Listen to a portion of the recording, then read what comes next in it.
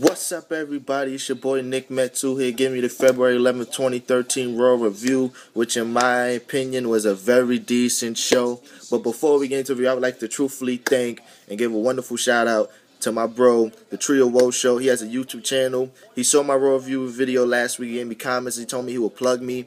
And he plugged me today on this Raw review show, and I've gotten 5 to 6 subscribers off there. So I'd like to thank you all, whoever subscribed from his channel to mine. I'd like to very thank the Trio Woe Show. And if you're not subscribed to him, please do. This dude is funny. He had a line last week that was cracking me up. He said that the Shield could attack anybody in the company and no one matters, but as soon as John Cena gets hit by them, there has to be investigations. So this dude is very funny, a nice little humorous take on wrestling. That's what I like to see, and that's mostly people I talk to. Wrestling has a human side. I don't really like too many smarks. But we'd like to shout him out, thank you. But let's get into the Raw review.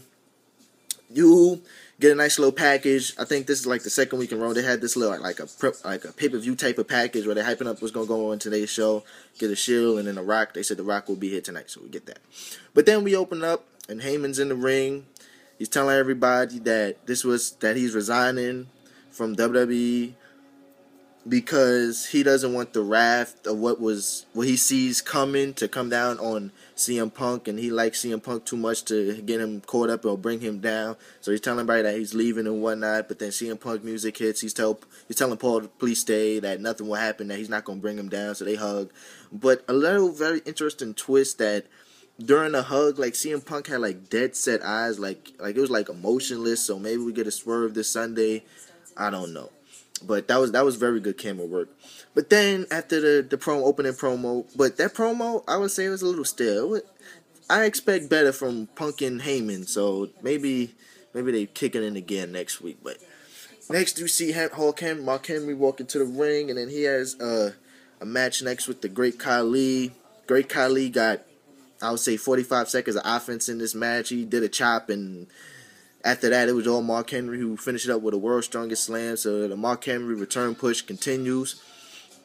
And please, anybody tell me, I don't watch WWE Main Event and I don't watch SmackDown. If you see this video, please tell me, how in the world did Great Khali, Natalya, and Hornswoggle become a group? Somebody tell me. I said this on Twitter. I was like, what the hell did I miss? Like, please, anybody tell me. Tell me the storyline that linked these three together, because I'm dumbfounded. Please. Thank you. But Hornswoggle checks on Great Khali. Mark Henry sees that and he's not happy. He comes back and we get a World's Strongest Slam on Hornswoggle. And this has to be one of the most entertaining moments on Raw this year. I was like, yeah, you know what? This is what we need on Monday Night Raw. We need more midgets getting squashed. If a midget gets a World Strong, if a midget gets a finisher every week, I'm tuning in. That was very good. Whoever wrote that in creative, that was very good.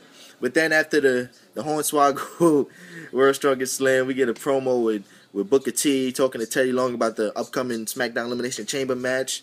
And they talking, but Chris Jericho comes. He's telling Booker T that he wants a spot in the Elimination Chamber. Booker T's talking about how it's already filled. But you know what? If you beat somebody that's in, you're in. Like he said, you're not really in contention. Not on Miss Phil, but said if you beat anybody that's in the chamber, you would get a spot. And then he says, you know what, we're going to put you in a one-on-one match with Daniel Bryan tonight. And Jericho called him like Bedface or Whisker, something like that. That was pretty funny. Then he did Booker T the 5-time. But he called it, I'm going to become 7-time World Heavyweight Champion. That was funny. And Booker T's face, he can't really speak. His face is funny now that he's like a GM.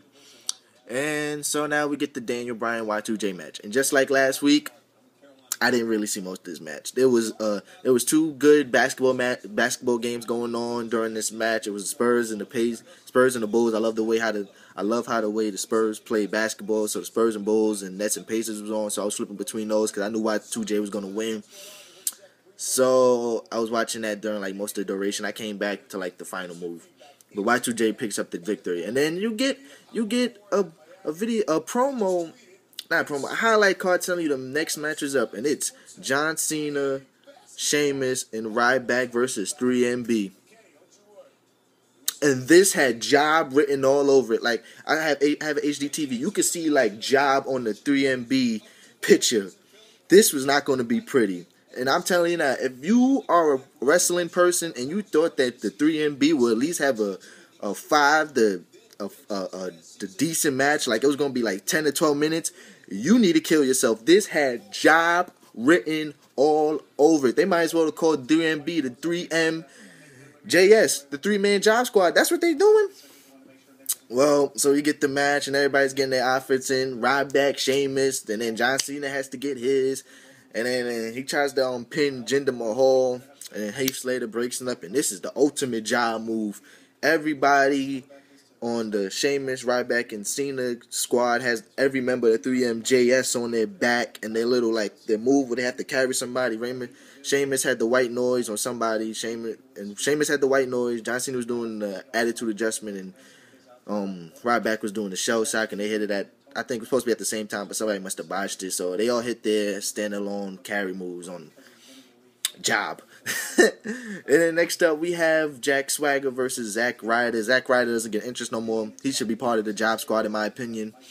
No one cares about Zack Ryder. His push is gone, and he could blame WWE for that because he was getting pops.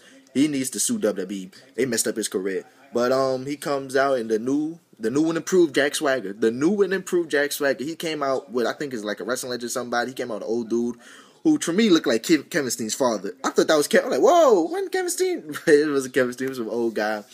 So he squashes Ryder. Another squash. And he's more very, what's that word? He's more very rough in the ring. Like, more aggressive. He's more aggressive in the ring. I like this with the swagger.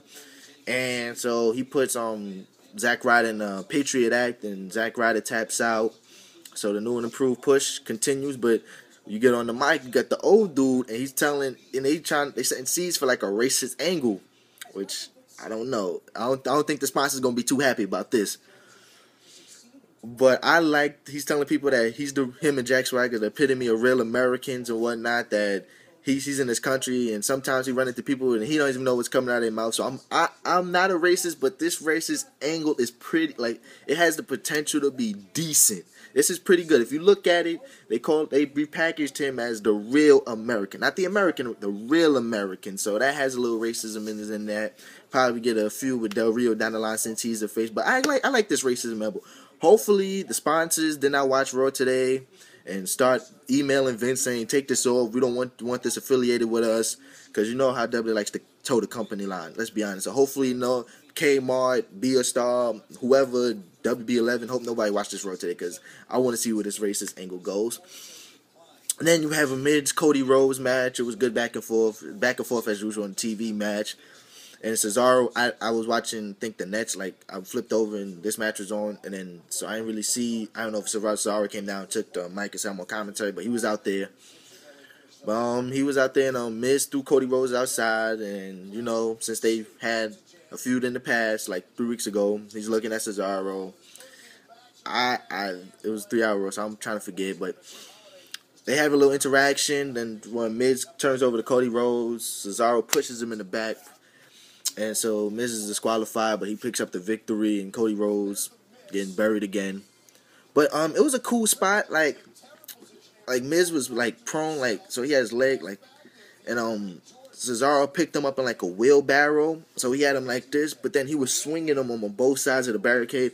Pretty good spot. I like this, which all ends into the good show. Then next up, you get Funk Tensai versus Primo and Epico. And this has job written on all over it tonight. Well, match was like 2 minutes. Lord Tensai won with a running senton. And they dancing and whatnot.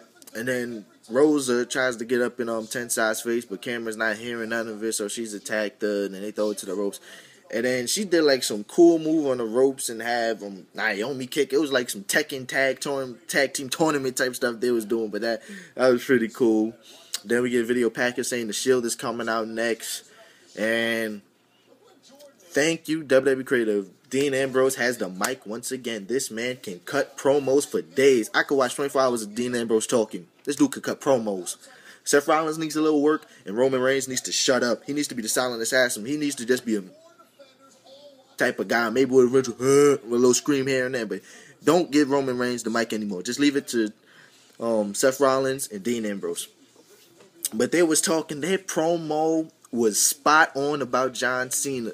I don't know who wrote this. Maybe they tweaked it a little bit, but this was spot on about John Cena. How he's just carrying the company down. That he's all washed up. That he's nothing really. Seth Rollins had a good line. He said, "You failed." He said, "You a failed John Cena." He said, "Every day that you wake up and exist, that's a fail." That was beautiful. Dean Ambrose said John Cena has been a problem for over a decade, and they had to stop it. Very good promo. If you need to see one thing, watch that promo. That promo was spot on about John Cena. I don't know if John Cena knew about this, but we'll see. And then the lights go out. Since there was reports that Undertaker was in around the Nashville area, I thought he would appear, but no, it was Cena, Ryback, and Sheamus. They come out and tag. It was good, like back and forth, the usual faction stable warfare. So you get that, and then Sando comes out, cuts a promo, Duke got promo. He speaks flawlessly. He never really trips up on the mic. I say this now, he's getting buried now, but I think Damien Sandow will get a push in the WWE in the near future, because if one thing in the WWE, if you can talk, you're getting bumped up the card. So maybe he gets bumped up after this initial bury and it goes down. So Del Rio, they have a match. I really wasn't paying most of these matches today. He gets him in the arm breaker. Whatever. And Sandow taps out, so we get that. And then we see Wade Barrett walk into the ring, and Bo Dallas attacks Wade Barrett out of nowhere. I thought Bo Dallas was a face. So he tags Wade Barrett. So I was thinking about this, because Bo Dallas, he was like grass to me. He ain't do nothing. So maybe this is a little edge to Bo Dallas we're getting from WWE Creative. So then we get Wade Barrett versus Kofi Kingston for the 555th time this year. I'm not even joking. This is on my video last week. It's the rematch after rematch, so we get that. Cool spot. It was a nice little spot today in this match. Kofi, he was setting up for Trouble in Paradise, and Wade Barrett backed up. That was pretty cool. And then when Kofi Kingston tried to slide in, he put the ring apron on him and hit him with the elbow, the loaded elbow. And 1, 2, 3, Wade Barrett picks up the victory. Then you get Ziggler and my beautiful queen, AJ Lee. They're on TV, and anytime they're on TV, A+ in my book, especially AJ Lee. Fine as hell. So he talking to Vicky, talking about blah blah, someone being in the Elimination Chamber, whatnot.